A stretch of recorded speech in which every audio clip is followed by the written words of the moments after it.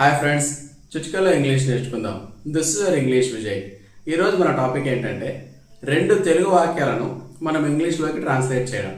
ముఖ్యంగా క్లాస్ రూమ్స్లో ఈ వాక్యాలను టీచర్స్ తెలుగులో ఉపయోగిస్తుంటారు.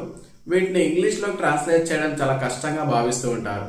ఆ రెండు వాక్యాలను మనం ఇంగ్లీష్లోకి ట్రాన్స్లేట్ చేసి మన రియల్ లైఫ్లో తప్పులు లేకుండా ఎలా ఉపయోగించాలి అనేదే ఈ వీడియో యొక్క ప్రధాన ఉద్దేశం. మీకు అందరికీ ఒక చిన్న రిక్వెస్ట్, ఈ వీడియో వల్ల మీ నాలెడ్జ్ ఇంప్రూవ్ అయింది అనిపిస్తే ఖచ్చితంగా మా ఛానల్ సబ్స్క్రైబ్ చేయండి, షేర్ చేయండి, లైక్ చేయండి. ఇక ఏమాత్రం ఆలస్యం చేయకుండా మనం మన టాపిక్లోకి వెళ్ళిపోదాం. ఆ రెండు తెలుగు వాక్యాల్లో మొదటి వాక్యం ఏంటంటే, టీచర్స్ క్లాస్ చెప్పేటప్పుడు కొంతమంది పిల్లలు క్లాస్ రూమ్స్లో బాంబులు పేలుస్తూ ఉంటారు. అంటే ఇది ఎలాంటి బాంబు అంటే పాకిస్తాన్ మీద ఇండియా వేసే లాంటి బాంబు కాదండి. అర్థమైంది కదండి ఏం బాంబు? క్లాస్ రూమ్లో వేసే బాంబులు అంటే మనం సాధారణంగా ఎలాంటి వాక్యాన్ని ఉపయోగిస్తుంటామంటే ఎవరో పిత్తు పిత్తారు అని అంటూ ఉంటాం.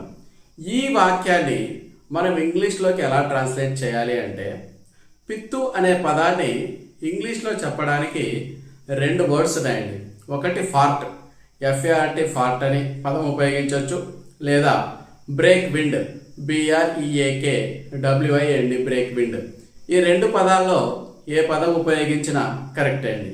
ఇప్పుడు మనం ఎగ్జాంపుల్ చూద్దాం. సంబడి ఫార్టెడ్, ఎవరో పిత్తు పిత్తారు అని అర్థం. ఇంకోలా ఎలా చెప్పొచ్చు అంటే somebody broke wind. Somebody farted అని చెప్పినా ఒకటే, సంబడి బ్రోక్ విండ్ అని చెప్పినా ఒకటే. ఈ రెండింటిలో ఏ వాక్యం ఉపయోగించినా కూడా దాని అర్థం ఏంటండి? ఎవరో పిత్తు పిత్తారు అని అర్థం.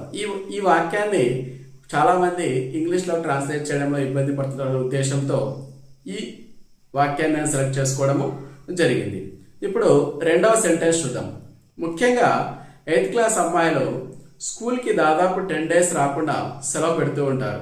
తర్వాత వాళ్ళు వచ్చిన తర్వాత ఎందుకమ్మా నువ్వు 10 daysకు స్కూల్కి రాలేదు అంటే ఆ వాక్యాన్ని వాళ్ళు ఇంగ్లీష్లో చెప్పడానికి చాలా ఇబ్బందులు పడుతూ ఉంటారు.